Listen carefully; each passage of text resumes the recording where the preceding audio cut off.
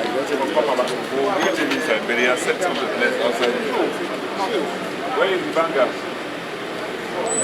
George. Elder. Georgie.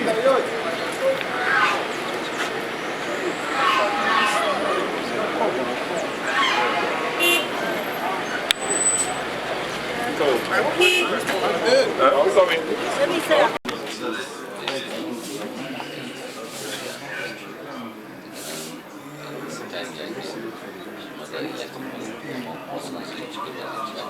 Okay, you are all welcome to Palace of the Agada Kingdom.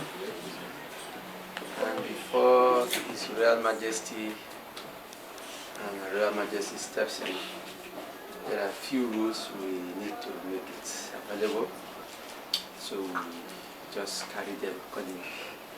That is our traditional way of managing our king here. First, all our phones should be in silence or better off it.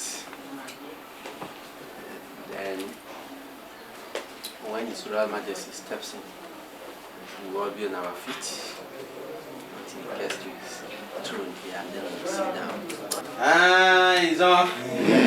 He's on with me. Constatate. Constatate come with me. On now. Yeah. Gabe. Mun bum ne when some aku wermo.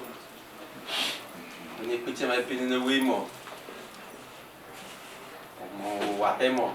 Ani be mo e gabe na meni some aku mo. Yo mun but stay do. Binwe ko what stay do.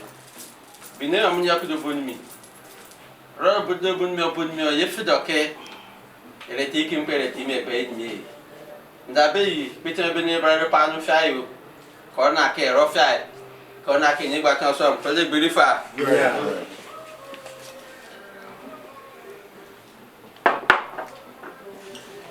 No. Yeah. I'm saying about a corner. Come on. You go down what to swear. We drop we will land me. One more is saying. The Kumekila, the one being Kumekila, lie upon me. Talk about Jim Rafael. Jim Rafael, Matan Kurumodo. Nabaraka corner, come on. Tell me the offer. Two affairs now, going in the bottom of some very far. Of course, because it was a promise. And many other books, including the latest in the collection, The Pirates of the Gulf. Can we put our hands together? And before I forget, Chairman, Bayelsa State Traditional Rulers Council,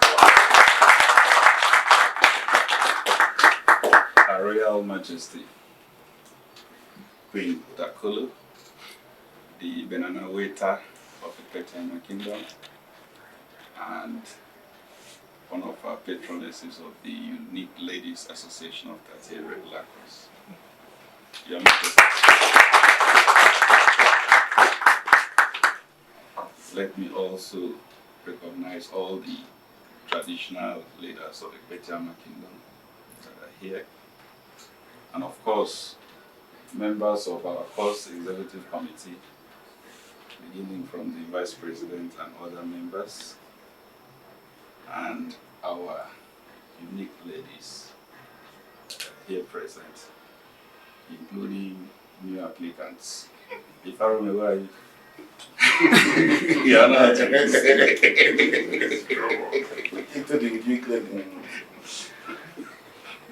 Your Majesty, I know you like humor, so we'll be throwing in some jabs to remind you, of that part of you that tradition has almost, hidden, from the public. Your Majesty, it is a rare honor and privilege for us to be in your palace today, to pay you a courtesy visit, and in large numbers congratulate you again for all your accomplishments, not just for ascending the throne of your forefathers many years ago, almost a decade ago, but also for all other achievements, including, your very robust leadership of the Bayelsa State Council of Traditional Rulers. We want to assure you that the whole 38 cause of which you are part of is solidly behind Your Majesty. And we came into Bayelsa State for another activity, but we also deemed it wise to stop by your palace to pay you a courtesy visit and to thank you for all the support you've been rendering to the cause, your guidance, your moral support to the cause, your advice, your leadership has rubbed off positively on all of us. We are lucky to count ourselves as your friend and also the friend of Ekpetiama Kingdom. We want to assure you that you have the support of all members of 38 cause, in leading your people to prosperity, to security, to development. We've already seen a lot that you have achieved since you ascended the throne. We know your pedigree, we know your antecedents. We didn't expect anything less. But here we are reassuring you that we'll keep on supporting you and assisting in whatever way we can to make your rulership over this kingdom one of the best periods in its entire history. I don't know if we have time to permit those who are here with us, but I would like to assure you that this is a very robust representation of the cause. And we have the mandate of our patron, the Chief of Defense Staff, General Christopher Musa, to extend his own personal felicitations to you, as he couldn't be here with us due to other engagements, and all other members of 38 Corps who are not here with you. Your Majesty, thank you very much for opening your doors to welcome us. When we drove in, some of our members who were not from Burma wanted to run back because they saw different faces of lions everywhere. Some frowning lions, some smiling ones. They were confused. But when they saw one long table with chairs, the Mogadishu ones said, "Oh, something more friendly was being arranged," so they decided to stay back. So we know that you are going to shed a bit of your Burma attire and wear Moga so that we can feel at ease in your palace. Praise God. So thank you, Your Majesty. Thank you, Queen, for also opening your doors to receive us. And we hope to have a very good time in the palace. Thank you very much, Your Majesty.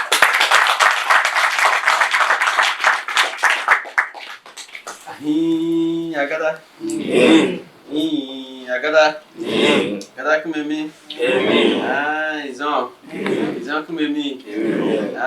Regular 38 course. 38 course kumemi. Okay, I think your president, chairman of the PCB, have done so much of what the palace ordinarily should have done in terms of introduction. Because His Royal Majesty is so familiar to him, he has run it for us. However, the palace is always the palace. And here in the palace will always do what the palace will do. So at this point, I want to officially, just briefly, introduce His Royal Majesty to our visitors seated here Agada Palace. As we all know, and I've already said by your course, and it's not familiar, it's very familiar to all of you. But then he's sitting here as a traditional first class ruler of Bayelsa State. First and foremost, we all know him as Bubaraye Dakolo. today seated here before us is His Royal Majesty, King Bubaraye Dakolo, Agada IV, leading in the way of Ekpetiama Kingdom. Let's give a round of applause.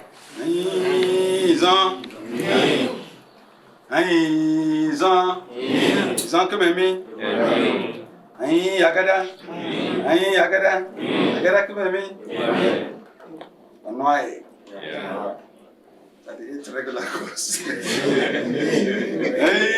regular course. Come at me. Very good. Onwa. You are highly welcome to the Palace of Agada IV. It is an August visit. This is one of the most blessed kingdoms in the whole wide world.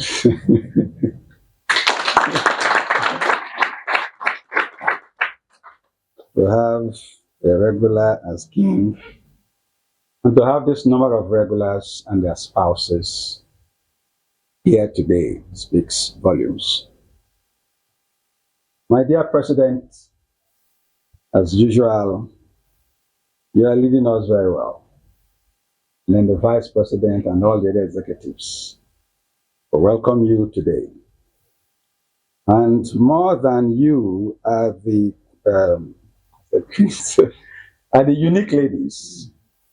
unique ladies who are responsible for our shine and glitter. Without you, there will have been no we. So I want to particularly acknowledge your presence and for the support you've rendered to us for all these decades.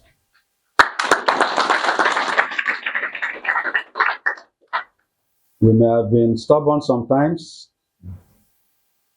stupid sometimes even not reliable, but you have managed us, made us to look the way we look now, from whatever we were some years ago.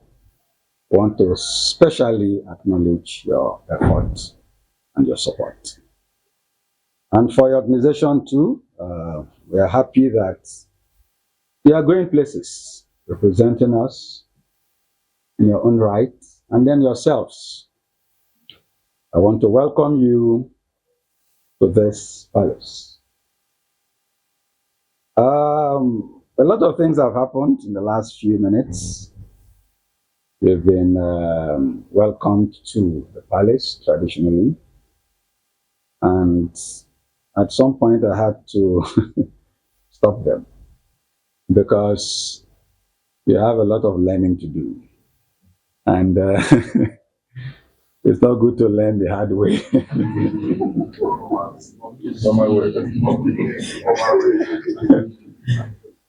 Now, as a way of making this evening as spicy as it should be, when you are served drink in the Joland, as the decanter or whatever is put in the drink, it will not stop until you say stop.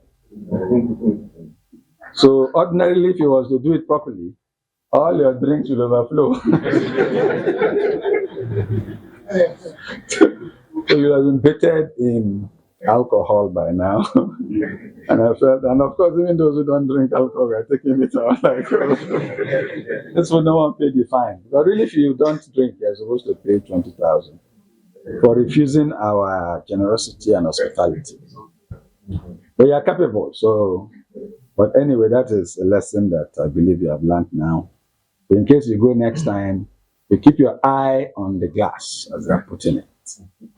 However, if you are a habitual drinker and you like the taste of that, in fact, the aroma of that drink, then you could look aside, you know, as it's putting it, you are just pretending as if you are saying something else so that it feels so properly. And they say, stop now, you want to. And then you down everything. So that's lesson 001, which I think you can take home. Normally when visitors, particularly first-timers, come around, some of you are not first-timers, you are used to this place. We tell them a bit about the kingdom. And the kingdom is a small kingdom, but it has been here some time. It's difficult to say when exactly we got here. Because from this particular kingdom, you have places, huge, large places, like most of the Okrika communities come from my kingdom. Kalabari communities, most of them come from my kingdom. And the German is said to have sprung from somewhere about 150 meters away from here, across as the crow flies. It's an island that is popularly called the Wilberforce Island. So the Wilberforce Island, yes, that's where the airport is. Now on that island, there are two historical sites, one that is called the Agada. Bush simply means forest. And then the other one that is called the Somerbo. As a matter of fact, the airport has obliterated the Somerbo. Those are the oldest sites in the Jaw Nation where the German is said to have sprung from. Yes, it is true that people migrated from other places to join us here from different kingdoms, but we have been here. So if you come and join us like you are doing today, it does not mean that we are you, you are us. So because of that, and of course, if you are very close to the tree, the fruit that is very close to the tree, you likely must have fallen from that particular tree. So we are here. We've been here for a long time. Unfortunately, we've not grown to be as big as the big cities that you know, or the bigger kingdoms that you know. But until about 25 or so years ago, there was no road to this place. So the only way was to come by boat. And it used to be originally by hand, by dugout canoes. And then, of course, there are people who are still alive today who took boats from here and went to Lagos. 27 days. You row your boat, newly married couple row their boat from there and go down to Lagos to go and do some bit of shopping, marketing. And you row your boat back, Of course, I've also done that myself, rowing my boat along with my mother from here to Tuabage. Tuabage is where the first oil well was drilled. So we go from here about 3 days at least 2 days to Tuabage. I was much younger, so my participation was minimal, but at least I got the experience. So using the canoe has been our way of surviving. We cook in it, sleep in it, and all of that. And because this place has been here for so long, we've been part of world history. The river, about 150 meters from where I sit, is called the Non River. It's the largest distributary of the river Niger. And it has seen a lot of things. It has seen a lot of history. Almost all the key politicians you know have passed through this kingdom, from Zikiwe. Anybody that campaigned around here must pass through this place. Almost all the Christian missionaries also passed through this kingdom. If you go rightwards, you are going upstream. And from here, it can take you, it depends on this, if you have a fast boat, it will take you less than an hour to get to Onitsha from here without any hindrance. And if you want to get to Cameroon or Ghana from here as well, you can go there. You can go to any part of the world from here. That is how connected we are. But just not to take all of your time, give you a bit of history. You must have heard of the Landa brothers and also perhaps Mungo Park. Yes. So Mungo Park set out to discover, to investigate how the Niger flows. Because the Niger starts from the Futajalon, and instead of looking for a quick way to the ocean, it flows upstream towards Mali. And so here is a river that, where does it end? Where does it end? Is it to a lake or to the sea? They were confused. And for a very long time, the Europeans tried to find out where or how it went. And so Mungo Park started that particular trip and got to Niger State of present-day Nigeria, to Busa, and then died. The history has it that he crashed in rapids and then lost his life. But his paperwork was retrieved, and then some years later, the Landa brothers came to complete that particular mission. So they came and went beyond the rapids and started coming downstream. And they came, of course, they were making their maps, cartographers of some sorts, and taking their notes. But when they got to between Asaba and Onitsha, they were abducted. They were taken into slavery, and they became slaves of sorts in the palace of the Obi of Onitsha. So maybe you go and investigate. So they were there, and their lives were hanging in the balance, whether to remain there in servitude or to be eaten as meat. But they were so lucky that the Jaws have been trading with the Europeans for centuries before that particular period. So it didn't take too long before the Obi received the Jaw visitors, who were traders at the time, and they recognized these long-nosed fellows as people who are related to their trading partners. And so, of course, they communicated in their language, and they realized that these guys were in trouble.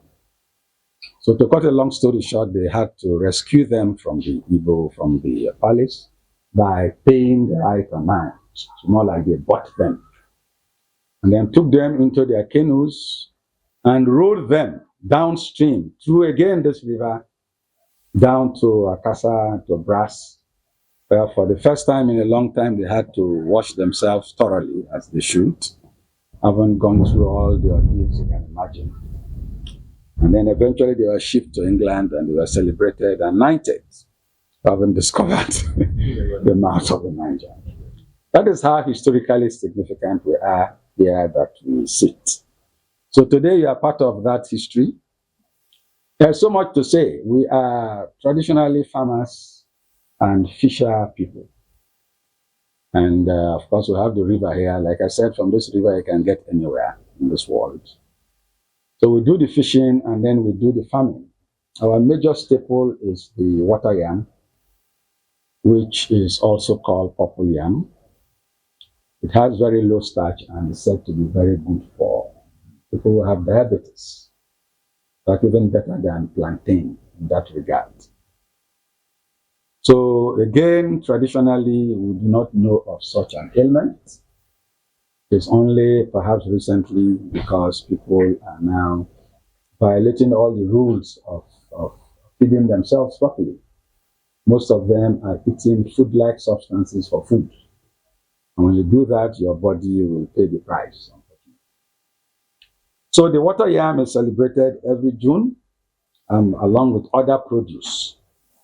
We plant almost everything, from all the herbs you can imagine. I mean, I believe you saw the jungle. You have an impervious jungle that has everything. So June comes with that festival that is called the Okolo Day. Traditionally, we close the river for fishing on the first day of January. As a way of conserving the fishes there, and then open it on the first day of June, as a space of 6 months.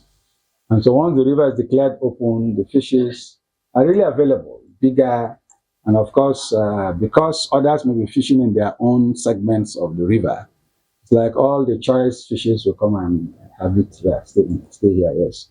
So when you go on that first, second, third, fourth, and fifth, you will kill as much fish as you can imagine.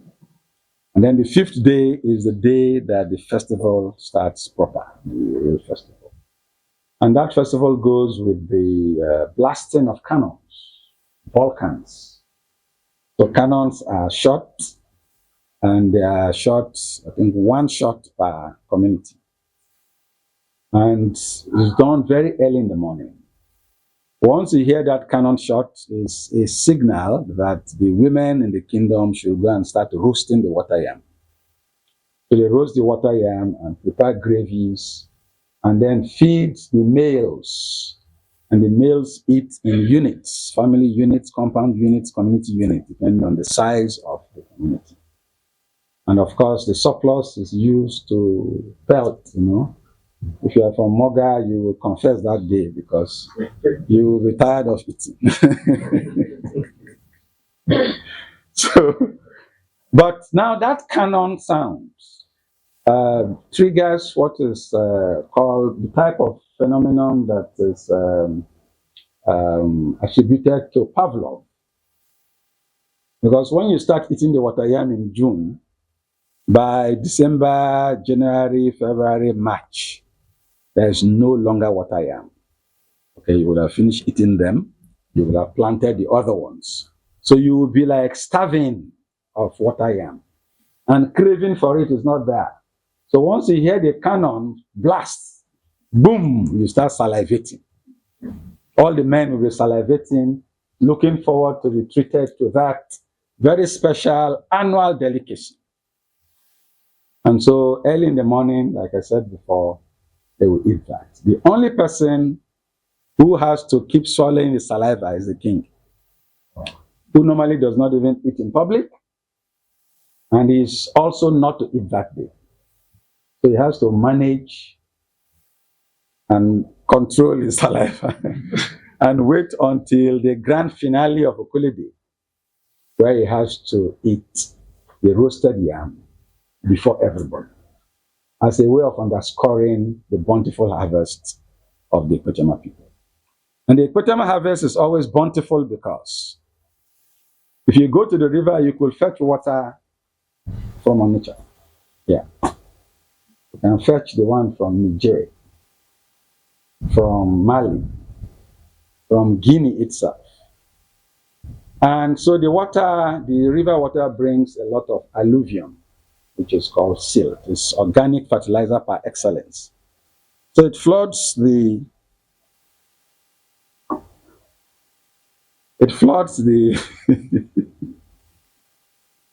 it floods the alluvial plains, and when the flood water recedes, it leaves something as thick as this organic manure. So that is where we plant every year. So every year the harvest is good, so long as you know how to plant. Like in recent times, some people have been coming here to plant yams that are big as this.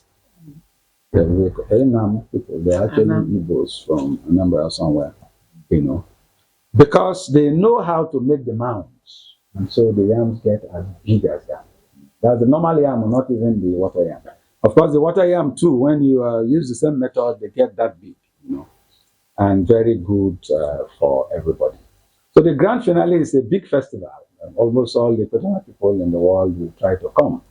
In fact, some days, if you attend the event, it will be like there are 1 million people there, even though not as many as 1 million. But that's the type of crowd you see, type of crowd you've never quite seen before. So that is the Ekpetiama Kingdom in a nutshell. The festival is moved from community to community as a way of making everyone have complete sense of belonging. So from Gbarantoru, and they will count the communities depending on the way the river flows. So we start from the first one, which is this one, and then it goes down like that to the last one, and then comes back here again, and so on and so forth. So that is the story. We are people who have never quite been defeated by our neighbors.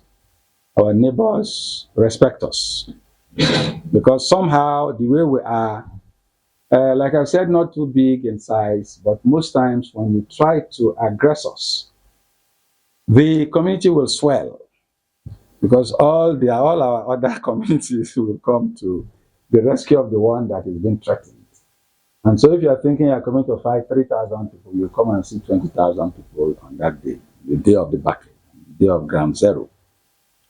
And so our neighbors, Kolokuma people, Banayan people, Atisa, everybody, they respect us for that.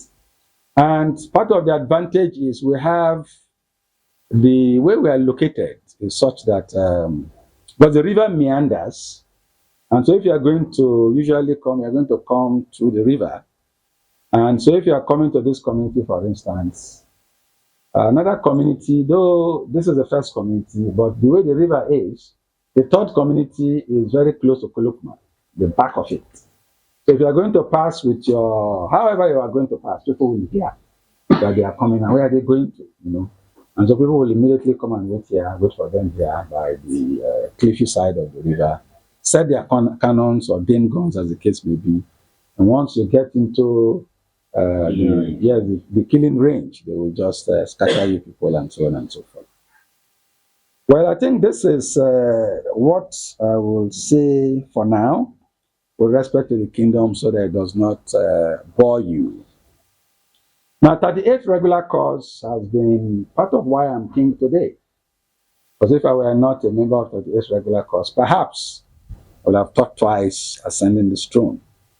And your support has been beyond words. You've also helped in almost everything. Using my books, at least my latest book has about 4 or 5 of you as blog writers. Yes, from the president to the vice president to Jimo to everybody that was ready to write. I think KK was not ready to write. He got the manuscript and slept over it, so he missed it. And you have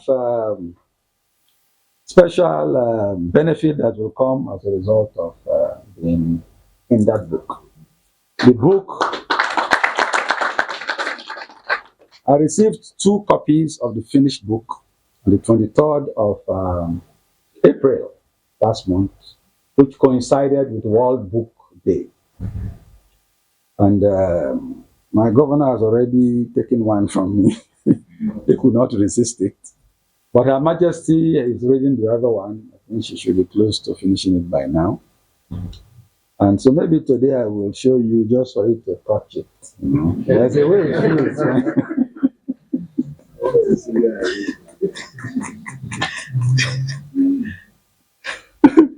And I think even Once a Soldier, you wrote something, I mean, Once a Soldier, yes. So Once a Soldier too, I mean, okay, KK also saw it in the manuscript form. So some of you have helped in that regard. And Once a Soldier could not have been written if not for you now. It is your behavior, your attitude, Your spirit. and your spirit that brought about that book. And the book is going places. A lot of, in fact, this state has already said it has to be a compulsory reading for every person in the senior secondary school, as robust as the book is. Because if you desire to go into the military, you should actually read that book. As a way it will inspire you towards going there. At least you know what to expect. Not to go blindly the way we went and get roofed anyhow. So on this very special note, I want to thank you so much for coming by. I feel warm. As a matter of fact, I've not slept since last night because I heard 38 course was coming live. If you look to my left, you see our flag. This is what I use intimidating all the other persons.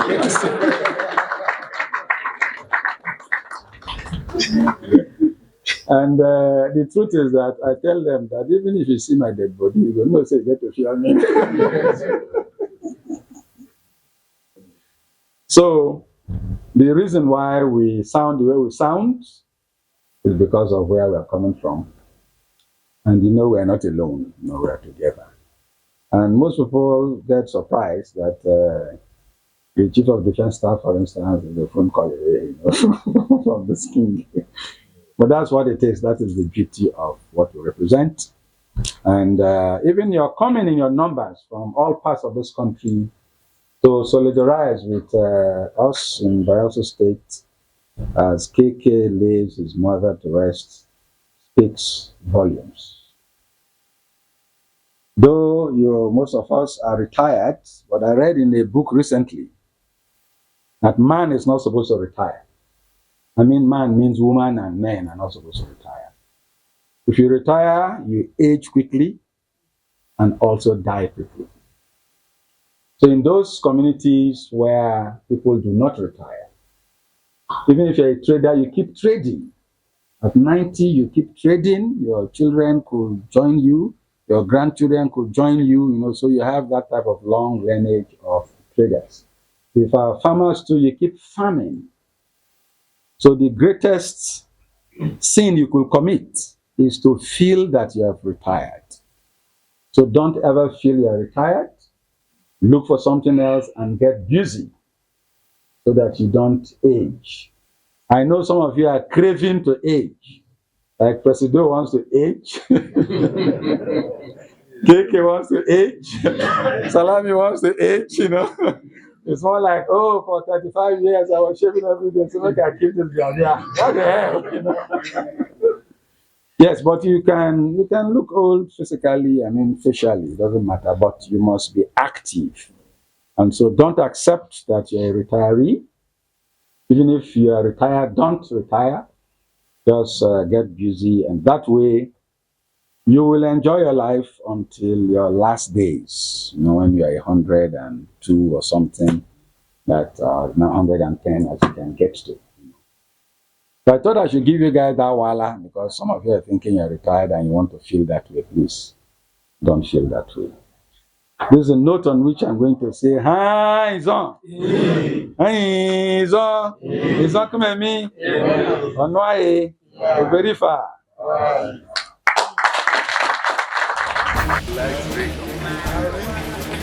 So we belong to the same club.